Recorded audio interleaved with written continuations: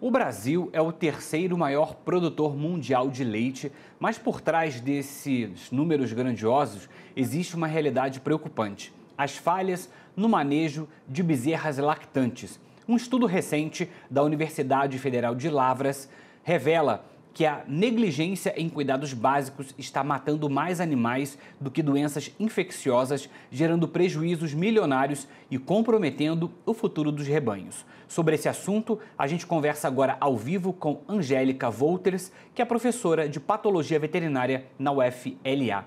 Professora Angélica, seja muito bem-vinda. Obrigado pela participação. Eu que agradeço a oportunidade, né? Então, bom dia para você, bom dia para todos os telespectadores. Muito bem, professora. Quais são os cuidados primários e as graves consequências dessa falha no manejo dos bezerros lactantes? Então, primeiro, assim, para os bezerros lactentes, né, assim, são cuidados básicos que seriam simples, né? Então, assim, a cura adequada de umbigo, que é um produto que é usado, não é um produto caro, né? Então, se usa aí uma mistura de iodo 10% com álcool 70% para fazer a cura de umbigo. Ministração de colostro, né, que é fundamental para bezerro, para a saúde deles. E também garantir um ambiente confortável, né, adequado, assim, um ambiente seco, né, confortável, que não tenha muito vento, que não tenha muito calor ou muito frio, para conforto dessas bezerras. Seriam as estratégias mais eficazes aí para conscientizar e capacitar os produtores sobre essa importância desses cuidados primários, das graves consequências aí se forem negligenciados? Sim, muitas vezes as falhas são justamente por falta de orientação, né? Então, sempre assim, consultar o médico veterinário é algo importante, né? E assim, de cuidados básicos. Então, assim, em relação à cura de umbigo, né? Assim como a gente falou, no uso do colostro. Essa colostragem ela deve ser feita nas primeiras horas após o nascimento. Até assim, em reportagem anterior, né, nesse canal já foi falado sobre isso, a importância desse colostro para garantir a imunidade dos animais. Mas a gente tem visto também, não só assim, pela falta de ingestão de colostro, né, que é fundamental para garantir essa imunidade, mas no ministrar o colostro, algumas falhas. Por exemplo, na temperatura desse colostro, ele deve ser a temperatura do corpo da mãe, né? Então, seja de 38 a 40 graus Celsius.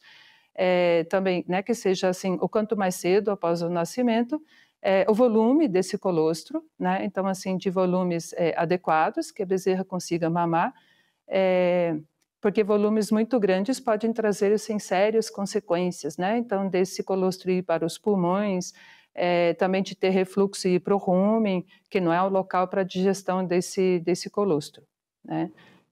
Então, assim, são cuidados simples e importantes. O estudo da universidade revelou que as enfermidades diagnosticadas na necrópsia, por exemplo, nem sempre eram a suspeita clínica, né, que foi feita. E a medicação frequente era direcionada para doenças infecciosas. Diante dessa dificuldade no diagnóstico clínico de alterações não infecciosas, quais as medidas poderiam ser implementadas para melhorar aí a precisão do diagnóstico no campo e evitar esse uso desnecessário de medicamentos? É exatamente isso que a gente quer, assim, mostrar com esse trabalho que foi feito, né? Então, assim, nós trabalhamos com patologia, a gente faz necrópsia de animais, e aqui na universidade e em toda a região tem uma casuística importante de bovinos, né? Então, assim, onde muitas vezes havia essa suspeita de doença infecciosa, de bezerros jovens, muitas vezes na primeira semana após o nascimento e com febre, com dificuldade respiratória, alguns com diarreia, e se pensar que se trata de uma doença infecciosa. E aí na necrópsia a gente percebe que muitas vezes tem erros de manejo por trás disso, né? Então, a ingestão aí de colostro, de leite, né, em quantidade muito elevada, se observa, né, assim, por exemplo, uma indicação que algumas vezes se difunde que o bezerro tem que mamar 10%, o volume, né, em colostro, em leite, 10% do peso dele. Imagine que um bezerro, se ele nasce com 40 quilos, ele tem que, em uma só mamada, mamar 4 litros, né? Então, se a gente for comparar nós humanos, digamos um humano que tem aí 70 quilos, um adulto, ele tem que ingerir 7 litros em um momento só. Isso é impraticável, né? Então, nos bezerros também esse volume tem sido muito, muito grande.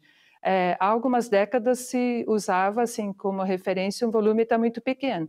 Aí se descobriu que, opa, está faltando nutriente para esse animal, né? Então, do volume ingerido muito pequeno.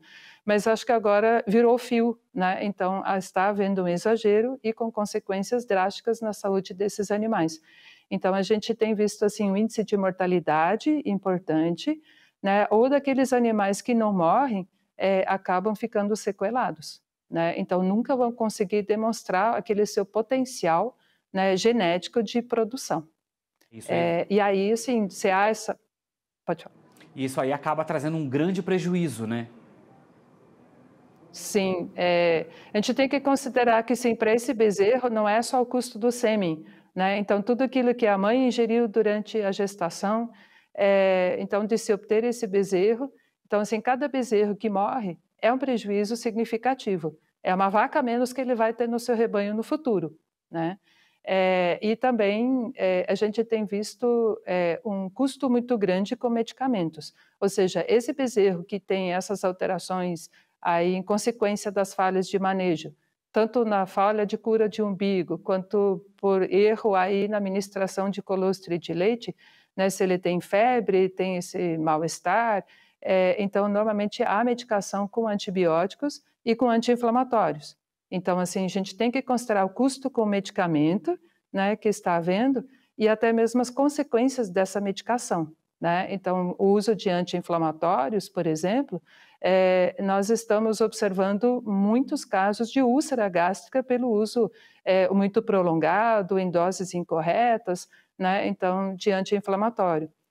E também no uso de antibiótico. Eu acho que algo assim, muito importante na atualidade que se tem não só no Brasil, no mundo todo, uma preocupação com multiresistência a antimicrobianos, né? Então, esse uso precoce e que, né, poderia ser evitado de antibióticos, o risco de haver resistência das bactérias contra os antibióticos que são usados, né? Então, assim, no geral, na medicina veterinária, e especialmente em animais de produção, a gente deve ter essa preocupação, né? Então, o bom senso no uso de tanto de antibióticos, o que é algo muito importante e tem um reflexo na saúde humana, como também de anti-inflamatórios.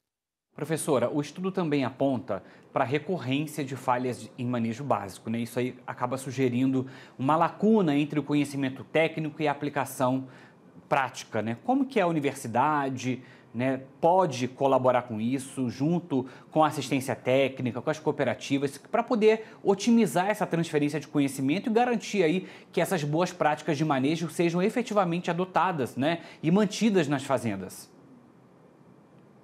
Sim, então, em relação à formação dos estudantes, né, a gente chama atenção disso, onde muitas vezes aquilo que é básico, né, digamos o feijão com arroz, a importância que isso tem no dia a dia, né? Então, a tendência humana é de pensar em coisas complexas e muitas vezes o problema está naquilo que é básico, naquilo que é simples. E também através das ações de extensão que a universidade tem, né? Então, assim, da gente chegar até o produtor. Então, sempre que possível, a gente faz essa orientação, né? Então, assim, para produtores, quer dizer, os que chegam, né, buscam o nosso serviço também, a gente procura não só, né, ficar no diagnóstico, mas também de orientações para evitar novas perdas, né, no futuro, e também em relação aos profissionais que estão no campo, né? Então, da gente ter esse contato e também de orientações para mitigar esses problemas, né, esses prejuízos que acontecem. Fica aí a dica, né, e a importância de uma boa formação, né, de um bom treinamento para quem lida diretamente com os animais, né, porque a gente está vendo aí, né, a partir desse estudo, a importância dos cuidados adequados, né, do não uso excessivo, né, de antibióticos, né, um não uso, né, de de uma alimentação, né, excessiva. Então, assim, é muito importante, né, deixar claro e fazer com que quem trata desses animais entenda, né, da importância do treinamento, para que, né, os donos de fazendas também tenham essa consciência de estar com seus profissionais treinados, e a universidade, né, como esse papel importante na educação, de fazer com que esses profissionais, né, sejam bem informados, para que a gente possa ter esse reflexo, né, lá na fazenda, para que a gente possa ter, então, animais saudáveis, um manejo adequado. Eu acho que esse é o ponto principal, né, professora, que a gente tenha boa formação e treinamento adequado. Sim, sim.